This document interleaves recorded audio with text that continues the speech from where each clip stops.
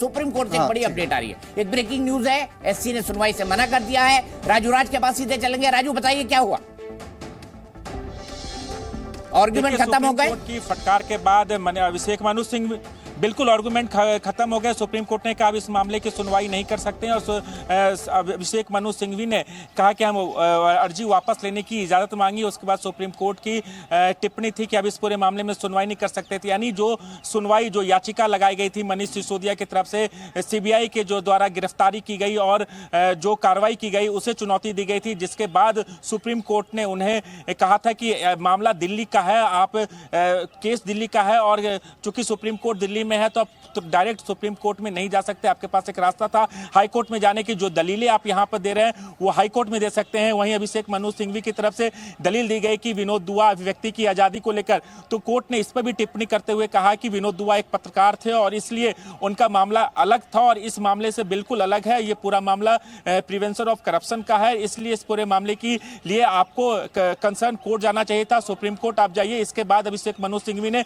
साफ तौर पर कहा है कि जो याचिका उन्होंने लगाई है उसे वापस लेने की इजाजत मांगी। उसके बाद कोर्ट ने कहा कि हम इस पूरे मामले को अब नहीं सुनते हैं। यानी जो आज की सुनवाई थी सुप्रीम कोर्ट में पूरी हो गई और कहीं ना कहीं लगातार आम आदमी पार्टी की तरफ से या मनीष सिसोदिया की तरफ से ये उम्मीद जताई जा रही थी कि सुप्रीम कोर्ट से उन्हें राहत मिलेगी, तो सुप्रीम कोर्ट से उन्हें किसी तरह की कोई राहत नहीं मिली है। अब देखना होगा कि क्या मनीष सिसोदिया की तरफ से दिल्ली हाई कोर्ट में राहत के लिए या फिर जो सीबीआई ने कार्रवाई की है, एक्शन लिया है, उसे चुनौती हाई कोर्ट में देते हैं या नहीं। लेकिन जो सुप्रीम कोर्ट में चुनौती दी गई थी उसे वापस ले लिया गया है। दीपक जी, एक सीधा सवाल आपसे पूछता हूं, अभिषेक मनु सिंघवी ने क्या क्या तर्क दिए? सुप्रीम कोर्ट तो ये तमाम बातें कह रहा होगा, लेकिन अभिषेक मनु सिंघवी ने भी अपनी बात कही होगी और सरकार की तरफ से एजी या जो भी आया हो उसने भी अपनी बात कही होगी। उनके क्या तर्क थे इस पूरे मामले में राजू?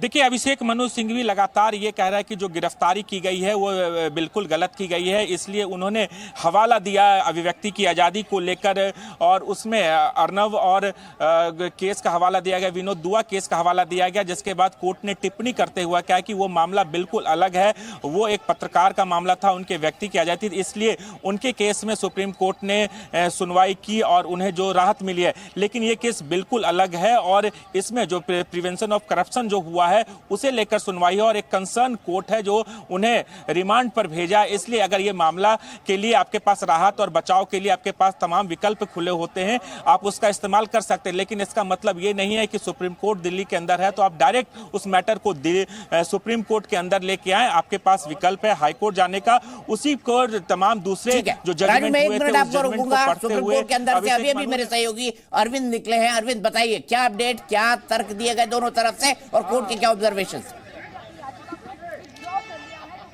देखिए, सुप्रीम कोर्ट से मनीष सिसोदिया को कोई राहत नहीं है दीपक जी।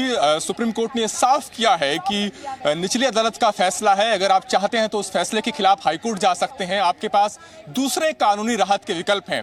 और जस्टिस नरसिम्हा ने तो यहां तक कहा कि अगर कोई मामला दिल्ली का है तो इसका मतलब ये नहीं कि सीधे सुप्रीम कोर्ट का रुख किया जाए। तो कोर्ट ने अपनी तरफ से याचिका पर सुनवाई से इनकार किया है। एक और महत्वपूर्ण बात है वो ये कि अभिषेक मनु सिंघवी ने जब कोर्ट का रुख को भांप लिया तो उन्होंने याचिका को वापस लेने की मांग की और साथ ही ये भी कहा कि कम से कम इतनी राहत दे दीजिए कि ट्रायल कोर्ट से कह दीजिए कि जमानत अर्जी पर तेजी से सुनवाई करके फैसला दे दे, क्योंकि ट्रायल कोर्ट में जमानत पर फैसला आने में काफी वक्त लग जाता है। लेकिन महत्वपूर्ण बात यह कि कोर्ट ने इस पर कोई टिप्पणी नहीं की। कोर्ट ने कहा कि हम याचिका को सुनवाई लायक नहीं समझ रहे हैं और बेंच उठकर चली गई। यानी अभिषेक मनु सिंघवी कम से कम ये राहत चाहते थे मनीष सिसोदिया की तरफ से कि अगर सुप्रीम कोर्ट सीधे एंटरटेन नहीं कर रहा है तो ऐसे सूरत में जमानत अर्जी पर जल्द सुनवाई का निर्देश ट्रायल कोर्ट को दे दिया जाए। लेकिन सुप्रीम कोर्ट ने इस पर कुछ नहीं कहा है और सुप्रीम कोर्ट ने कहा है कि अपने इस स्टेज पर कोर्ट का कोई दखल नहीं देने जा रहा है। कोर्ट जो सिंघवी की अगर हम दलीलों की बात करें तो उन्होंने कई पुराने जजमेंट का हवाला दिया था, मसलन विनोद दुआ केस का हवाला दिया था, अर्नब गोस्वामी जजमेंट का हवाला दिया था, अर्नेस कुमार का जो जजमेंट है उसका हवाला दिया था। लेकिन सुप्रीम कोर्ट ने कहा कि जिन जजमेंट का आप हवाला दे रहे हैं वो एक पत्रकार की अभिव्यक्ति की आजादी से जुड़ा मसला है और आपका जो केस है वो प्रिवेंशन ऑफ करप्शन एक्ट के दायरे में आता है। ये सीधे तौर पर भ्रष्टाचार के आरोप है। दोनों केस की कहीं कोई तुलना नहीं की जा सकती। तो सुप्रीम कोर्ट ने साफ कर दिया कि फिलहाल वो इस याचिका पर सुनवाई करने नहीं जा रहा है। अब उनके पास सिर्फ यही विकल्प है कि वो दूसरे कानूनी राहत के विकल्प आजमा सकते हैं, यानी ट्रायल कोर्ट के अगर आदेश को चाहें तो हाई कोर्ट जा सकते हैं, या दूसरे जो कानूनी राहत के विकल्प हैं उनको आजमाया जा सकता है, लेकिन सुप्रीम कोर्ट से कोई राहत नहीं है। अरविंद, सुप्रीम कोर्ट से कोई राहत नहीं, साफ हो गया। पिटीशन अभिषेक मनु सिंघवी ने वापस ले ली। माननीय जज ने क्या कहा, अभिषेक जी ने क्या कहा, आपने दोनों पक्ष बताए। मुझे बताइए, क्या सरकार की तरफ से भी कोई इंटरवेंशन हुआ? क्योंकि सीबीआई जो है केस लड़ रही है, तो सरकार की तरफ से भी जाहिर है कोई ना कोई तो आया होगा। देखिए, शुरुआत में ही जो कोर्ट है उनकी तरफ से साफ कर दिया गया था कि उस याचिका को एंटरटेन करने नहीं जा रहे हैं। सिंघवी ने कुछ हद तक कोर्ट को कन्विंस करने की कोशिश की, तो सरकार की तरफ से एसजी तुषार मेहता हालांकि कोर्ट के अंदर मौजूद थे, लेकिन उन्हें ज्यादा बात रखने का अवसर ही नहीं मिला और ना ही उनको बात रखने की जरूरत महसूस हुई। हालांकि जब सिंघवी की तरफ से यह कहा गया कि अगर कोर्ट याचिका पर सुनवाई नहीं करने जा रहा है तो हमें याचिका को वापस लेने की इजाजत दे दी जाए, सिर्फ ट्रायल कोर्ट को यह कह दिया जाए कि वो बेल पर जल्दी सुनवाई कर ले, तो उस वक्त तुषार मेहता ने जरूर अपोज किया। तुषार मेहता ने कहा कि इस केस का स्टेज देखिए, जो कि अभी ट्रायल कोर्ट का आदेश है, जिसमें ट्रायल कोर्ट ने 5 दिनों के लिए कस्टडी में भेजने का आदेश दिया है, और ऐसे सूरत में ट्रायल कोर्ट को यह कहना कि जमानत अर्जी पर जल्द सुनवाई करे, यह निश्चित तौर पर निचली अदालत के काम में दखल होगा और इस तरह की कोई बात कोर्ट की तरफ से नहीं की जानी चाहिए। तो यह जरूर तुषार मेहता जो सॉलिसिटर जनरल थे उन्होंने अपनी बात को रखा, और यही वजह है कि कोर्ट ने भी इस बात को समझा और कोर्ट ने अपनी तरफ से ऐसा कोई निर्देश नहीं दिया कि निचली अदालत इस तरीके से सुनवाई करे या निचली अदालत जमानत अर्जी पर जल्द सुनवाई करे, और बेंच ये कहते हुए कि हम याचिका को एंटरटेन नहीं कर रहे हैं उठ करके चली गई। ठीक है अरविंद, आपने बिल्कुल दो टूक बात कही, शब्दशः बता दिया कि क्या हुआ कोर्ट के अंदर, लेकिन मैं अब जानना चाहता हूं, अब विकल्प तो सिर्फ हाई कोर्ट जाने का है, कब जाएंगे? क्या वकीलों ने कोई संकेत दिए हैं? आपकी किसी से बात हुई? क्या आम आदमी पार्टी हाई कोर्ट का रुख करेगी आज या कल?